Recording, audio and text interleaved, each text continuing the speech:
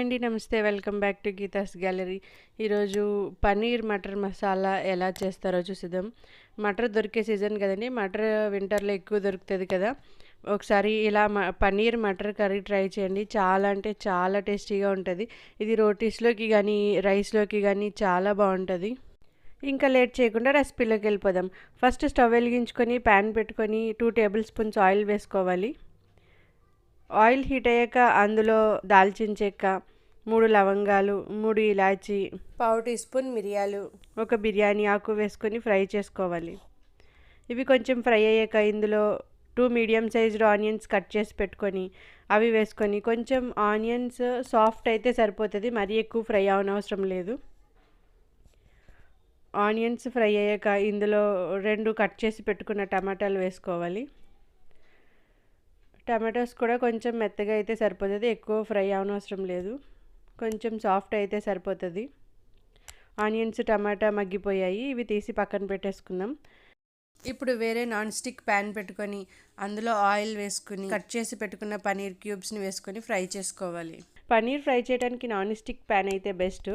Normal కడాయి steel అయినా aluminium అయినా మాడిపోతాయి, ప్యాన్కి అతుక్కుపోతాయి పన్నీర్ పీసెస్. అందుకే పన్నీర్ ఫ్రై చేసినప్పుడు ఎప్పుడైనా సరే నాన్ స్టిక్ ప్యాన్ యూజ్ చేయడానికి ట్రై చేయండి. పన్నీర్ ఫ్రై అయిపోయాక తీసి పక్కన పెట్టుకోవాలి.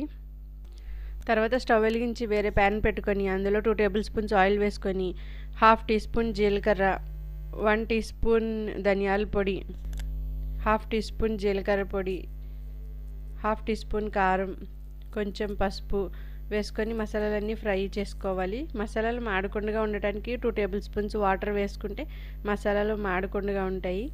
మసాలాలన్నీ బాగా ఫ్రై అయిపోయాక ఆనియన్ టమాటా పేస్ట్ వేసుకోవాలి.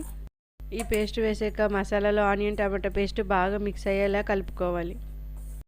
ఇందులోనే 1 tablespoon ginger garlic paste వేసేసుకుని బాగా ఫ్రై చేసుకోవాలి, పచ్చివాసన పోయే వరకు. ఇవి 2 మిక్స్ అయ్యాక ఇందులో కొంచెం వాటర్ వేసుకొని ఒక 5 మినిట్స్ మూత పెట్టి ఉడికించుకోవాలి. తర్వాత ఇందులో ఒక గుప్పెడు బఠానీలు వాష్ చేసి పెట్టుకొని, ఇవి పచ్చి బఠానీలు, గుప్పెడు బఠానీలు వేసి అందులో ఫ్రై చేసి పెట్టుకున్న పన్నీర్ ముక్కలు వేసేసి రుచికి సరిపడా సాల్ట్ వేసి మూత పెట్టి ఒక 10 to 15 మినిట్స్ ఉడికించుకోవాలి.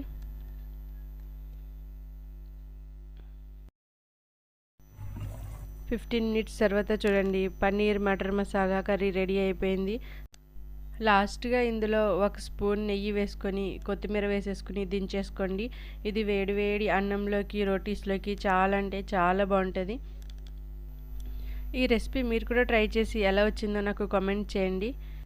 రెసిపీ నచ్చితే లైక్ చేసి షేర్ చేసి ఇలాంటి మరెన్నో రెసిపీస్ కోసం ఛానల్ని సబ్స్క్రైబ్ చేసుకోండి. Thanks for watching. Bye bye.